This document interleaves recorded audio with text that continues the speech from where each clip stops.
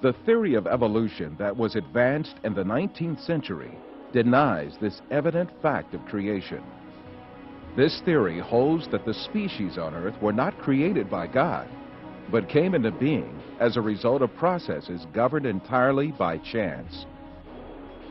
The founder of this theory was an amateur naturalist named Charles Darwin.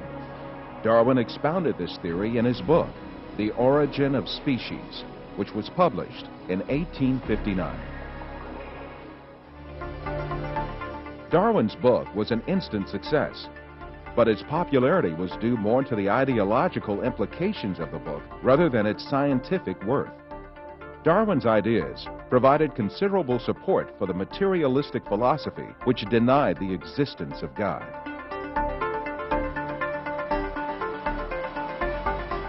The founder of dialectical materialism, Karl Marx, dedicated his book Das Kapital to Darwin and wrote on the cover, "To Charles Darwin, from a devoted admirer."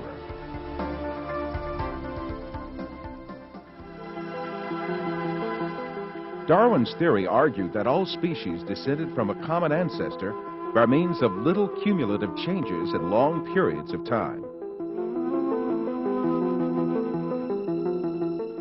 Darwin could advance no sound evidence to prove this claim. Indeed, he was himself aware of the great many facts that invalidated his theory. He admitted these in his book in a chapter entitled Difficulties on Theory. Darwin's hope was that these difficulties would be overcome by new scientific discoveries. But in fact, advances in science would refute Darwin's claims one by one.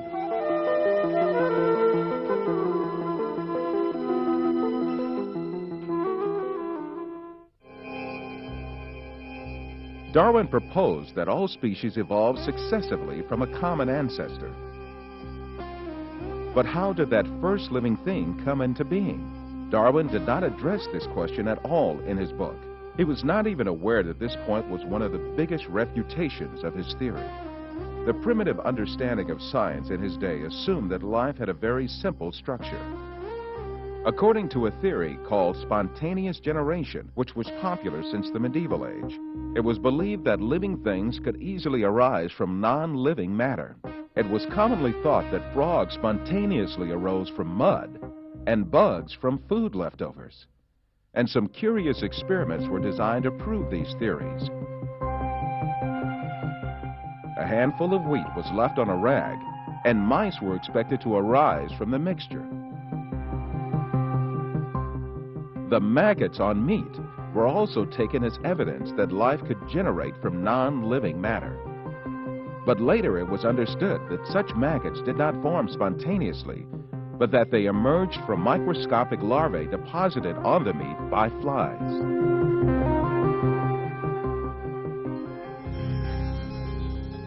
And in Darwin's time, the belief that microbes could emanate easily from non-living materials was very common. But 5 years after the publication of The Origin of Species, the famous French biologist Louis Pasteur scientifically refuted these myths that lay ground for evolution. Pasteur, after lengthy studies and experiments, reached this very important conclusion. Can matter organize itself? No. Today there is no circumstance known under which one could affirm that microscopic beings have come into the world without parents resembling themselves.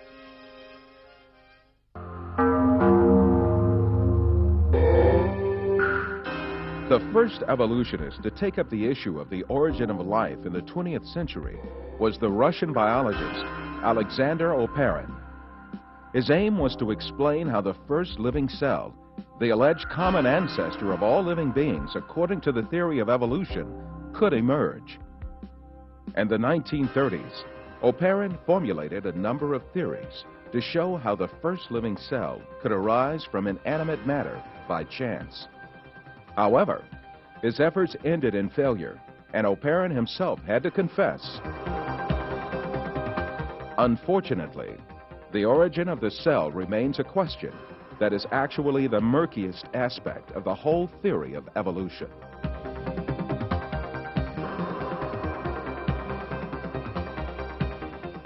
Evolutionists that followed Oparin conducted experiments to find an evolutionist explanation to the origin of life. The most famous of these experiments was conducted by the American chemist Stanley Miller in 1953. Miller obtained a few simple organic molecules by triggering a reaction among gases that he claimed would have been present in the primitive Earth atmosphere. At the time, this experiment was regarded as a scientific proof for evolution. It turned out to be no such thing at all. Later discoveries showed that the gases used in the experiment were very different from the gases that had been present in the early atmosphere of the world.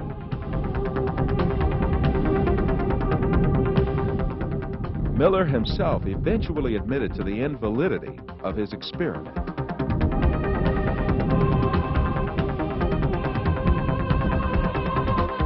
Every evolutionist attempt in the 20th century to account for the origin of life has ended in failure.